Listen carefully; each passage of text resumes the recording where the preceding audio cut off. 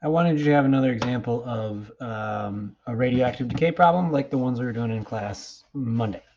So this is just the last one on the exam review.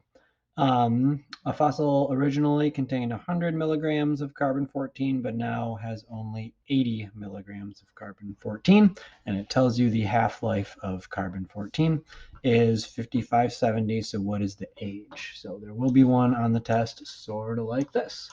So you will have the formula. There it is.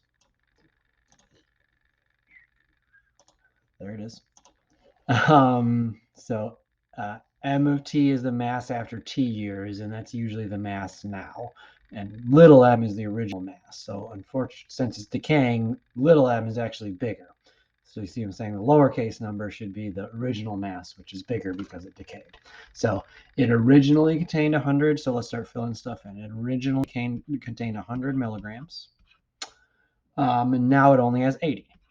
So current mass, or the mass after t years, now remember t is what we're being asked to find. Carbon-14 has a half-life of 5,570. So because we use the idea of half-lives, that's where that 0.5 as the base of this exponential comes from. T over 5570. And we use this to figure out the age in years of the fossil. So since 5570 is in years, then our answer we get is going to be in years. Okay, so we are solving this equation for t. So you're going to either be asked to solve for h or solve for t, or maybe both. Okay, so now it's an exponential equation. We know how to work with this. Divide both sides by 100. 80 divided by 100 is 0.8.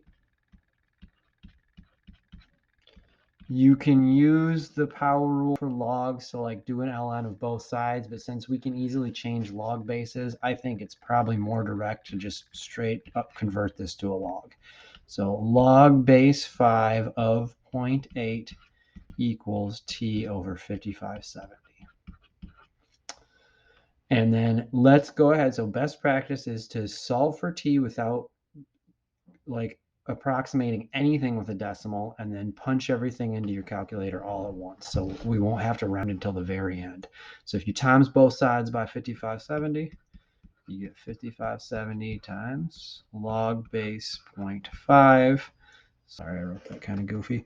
Log base 0.5 of 0.8. I know that looks messy, but it's no more difficult to do that log base than any other one, because you just go to log base in your calculator, you go to log base 5 of 0.8, and then don't round it, just do ants times 5570, and you get 1,793 point something.